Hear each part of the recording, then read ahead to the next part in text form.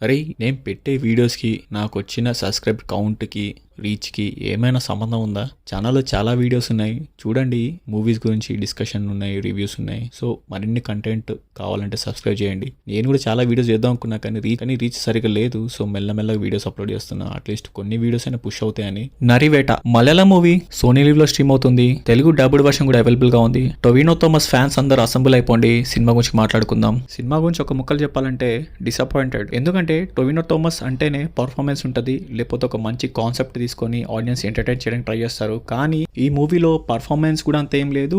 Concept వైజ్కి వస్తే ఇది 2003లో జరిగిన రియల్ ఇన్సిడెంట్ బేస్ చేసుకొని మూవీ ఉంటుంది. సో అక్కడ ఆడియన్స్ ని ఇంప్రెస్ చేయడంలో ఫెయిల్ అయ్యారు డైరెక్టర్. స్టోరీ ప్లాట్ ఏంద్రా అంటే వాయనాడ్లో ఒక ట్రైబల్ ఎప్పటి నుంచో ఉంటారు. కానీ వాళ్ళు ఉన్న ప్లేస్ ని గవర్నమెంట్ ఖాళీ చేపించి వాళ్ళకి ఎటువంటి ల్యాండ్, ఎటువంటి ఇల్లు ఇవ్వకుండా వాళ్ళని పంపించేస్తుంది. వాళ్ళు వాళ్ళ హక్కుల కోసం పోరాడుతున్నప్పుడు మన హీరో సిఆర్పిఎఫ్ లో జాయిన్ అయ్యి తనకి ఇష్టం లేకపోయినా ఆ జాబ్ లో జాయిన్ అవుతాడు మన హీరో. తర్వాత మన హీరోని ఒక గ్రూప్ని ఆ వాయనాడ్ ప్లేస్కి పంపిస్తారు. అక్కడ ఉన్న పోలీసులు ప్రశాంతంగా ప్రొటెస్ట్ చేస్తున్న ట్రైబల్కి సిఆర్పిఎఫ్కి కాన్ఫ్లిక్ట్ ఎలా వచ్చింది, అసలైన నిజాలు బయటపడ్డాయా లేదా, ఇంతకేం జరిగిందనే పాయింట్ ఆఫ్ వ్యూలో సినిమా అంతా స్టోరీ ఉంటుంది. ఇది ఒక రియల్ ఇన్సిడెంట్ జరిగిందనమాట. సో కేరళలో. సో దాన్నే కొన్ని పాయింట్స్ తీసుకొని డైరెక్టర్ పిక్చరేషన్ చేశారు. ఇక్కడ ఇలాంటి మూవీస్ ప్రతి ఒక్కరు చూడాల్సిన మూవీస్. ఏంటంటే ఎంటర్టైన్మెంట్ కావాలా, డాన్సులు కావాలా, యాక్షనే కాదు. సొసైటీలో కొంచెం అవేర్నెస్ కోసం ఇట్లాంటి మూవీస్ చూడాలి.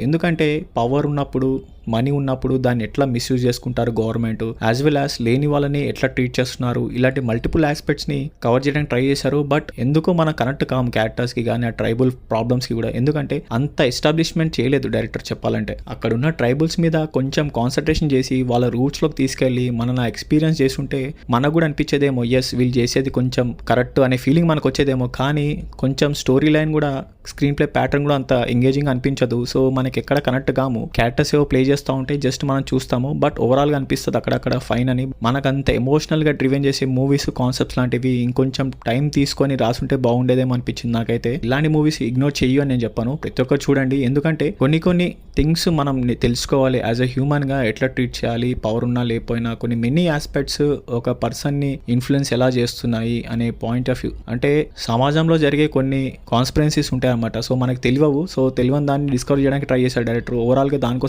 మూవీ చూడొచ్చు.